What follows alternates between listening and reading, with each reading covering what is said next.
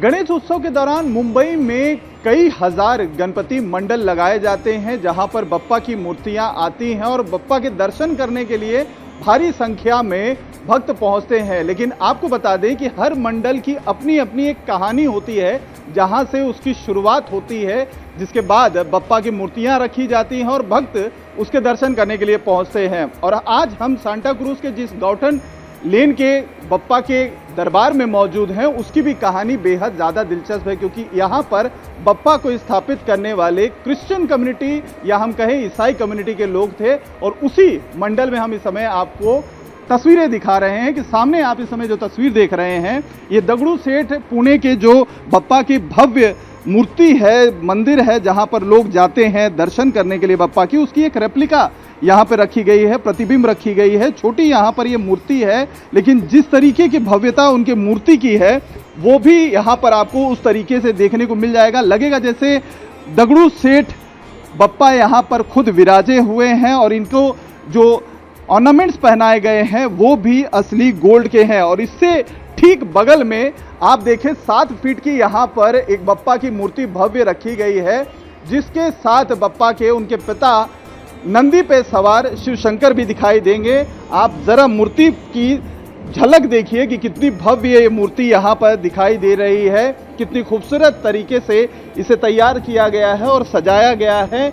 मुकुट पे अगर आप देखें तो कितना बड़ा मुकुट यहाँ पर लगाया गया है, सोने का एक मुकुट भी उनको वहाँ पर पहनाया गया है। और जो गले पे उनके हार है वो भी कितना ज़्यादा खूबसूरत यहाँ पर दिखाई दे रहा है। और सबसे ज़्यादा उनके जो पिता कहे जाते हैं शिव शंकर भोलेनाथ नंदी की सवारी करते हुए उनके बगल में दिखाई दे रहे हैं। तो भव्यता कितनी ज़्यादा है उसका अंदाज़ा लगा सकते हैं। 7 फुट की ये गणपति की मूर्ति है और इस साल ये अपना 40वां साल मना रहा है। और इसी तरीके से भक्तों का तांता लगा रहता है। पूरे 11 दिन तक बप्पा यहाँ पर विराजते हैं और उसके दर्शन करने के लिए एक एक करके लोग पहुँचते हैं, भक्तों का तांता लगा रहता है। आलोक गुप्ता जी हमारे साथ जो इस मंडल से जुड़े हुए हैं वो मौजूद हैं, उनसे बात करते हैं। आलोक जी, अनूप जी, इस मंडल के बारे में हमें ज़रा बताइए कि इसकी शुरुआत कहाँ से हुई, कहाँ से इसका आइडिया मिला और कैसे ये सफ़र की शुरुआत हुई?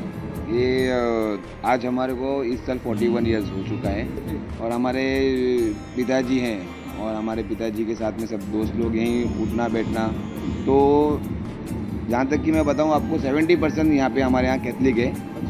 तो उन्होंने ही बात ये कहा कि अपन गणपति लाते, इसकी शुरुआत करते और इस चीज़ से कुछ ना कुछ आगे लोगों को अच्छा मैसेज जाएगा और कुछ अच्छा करेंगे।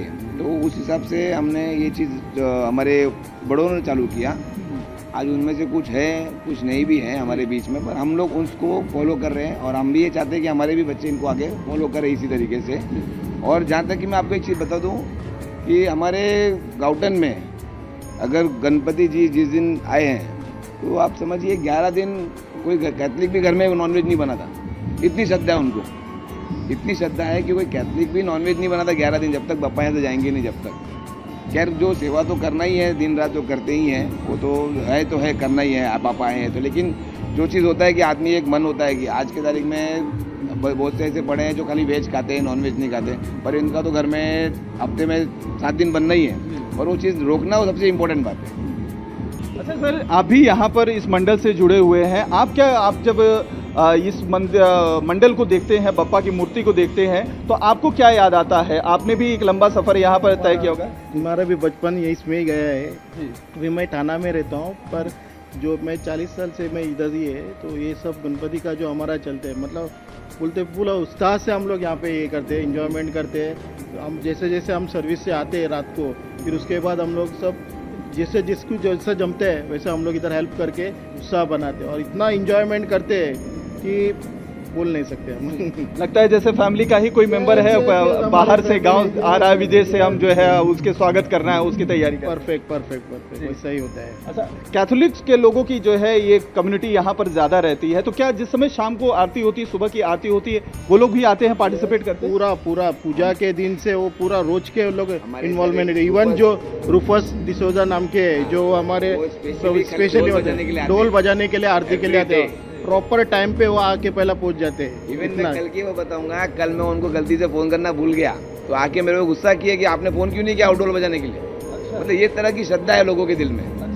तो और आरती के अंदर भी आप देखोगे, अगर आप इवनिंग में अभी आप आरती के टाइम पे आओगे तो आपको हमारे क्राउड के अंदर आपको 60% कैथलिक मिलेंगे, जो मंजीरा भी बजा रहे हैं, साथ में आरती भी कर रहे हैं और इस चीज़ का लाभ ले रहे हैं।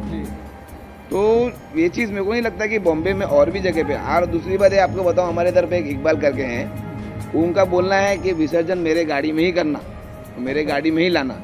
मुस्लिम है। हाँ। मुस्लिम है वो। अच्छा। हाँ, वही उनके ही गणपति इससे जाते हैं, गाड़ी से वो क्योंकि विसर्जन होता है। गलती से मेरी गाड़ी में लेके गया था तो बोलता क्यों लेके गया, मेरी गाड़ी नहीं है क्या। इस तरीके से बात करने वाले भी है और बोलने वाले भी कि मेरी गाड़ी में मेरा पापा जाएगा।